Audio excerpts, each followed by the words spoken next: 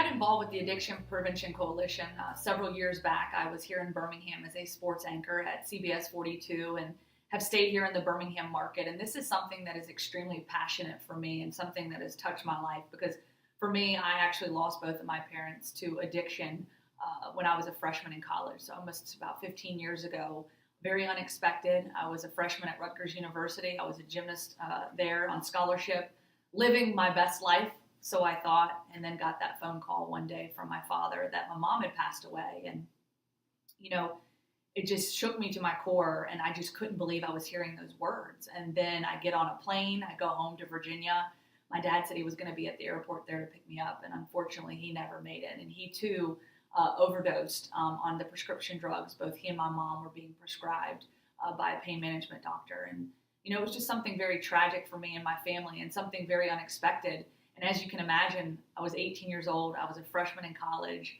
And at that point, I didn't know how to be an adult. I didn't know how to live without my parents being there as my support system. And so I really had to learn how to grow up quick.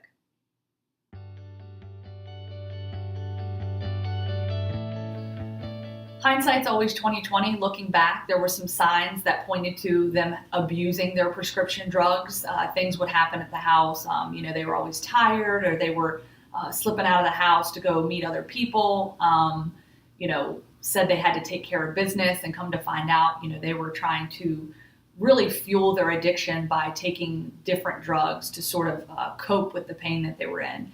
And unfortunately, they started having to take more and more. And, I'll never forget my mom being prescribed the medication. It had gotten to the point where she felt she actually had to lock her medication away and give it to my aunt so that she wouldn't take too much of it. And so there were things that I look back on and that I realized were an issue. But I think as a kid growing up, you're sheltered from this. Your parents try to do everything they can to try to avoid letting their children know that they're in pain and that they're going through these things. And ultimately, I think my parents lived in shame as well because they didn't want people to know that they were struggling, that they were suffering. And so I felt like they suffered in silence from this addiction because they just felt the shame of it weighing on their shoulders.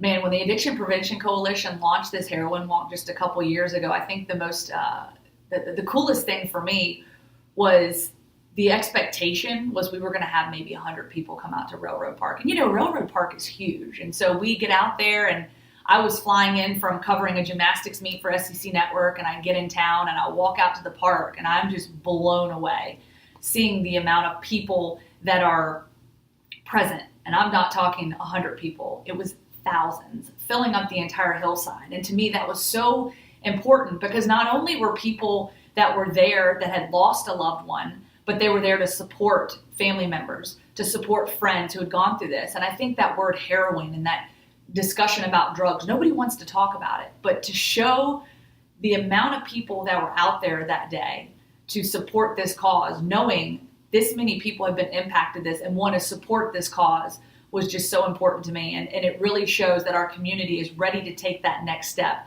to try to, put this epidemic, to rest.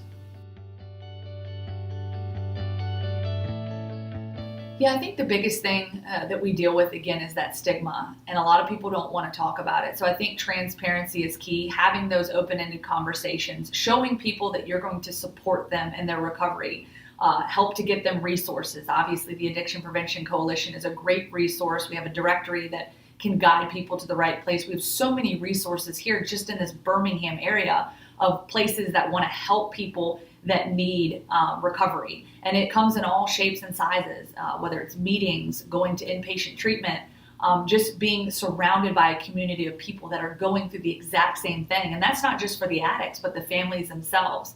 And so I think that it's important that everybody in the family gets on board with this. It's very important that they're all able to sit down, have a conversation, and find out the resolution. What is the resolution? And it's a long-term plan. It's not just one day. It's a long-term plan, but I think if everybody comes together, they can certainly help those in need.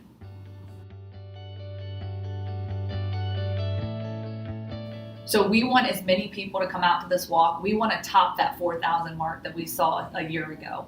So we want everybody to come out, whether it's you, your family members, your friends. bring a team, get a team together. We have plenty of space to register. So if you can bring as many people as you want, make this a competition. See how many people you can get out there, 5, 10, 15, 20, as many people as you can get out there. We want you to come out to Railroad Park. This is going to be a fun event. A lot's to learn out there, bringing awareness to it, an opportunity to gather with your friends, all for one big cause. And of course, you can go register for the event in heroin.org. You get a t-shirt, you get a goodie bag. And of course, if you are a member of our coalition, you can even get a discount. So if you want to join us, join hands, let's lock these arms together and let's do this.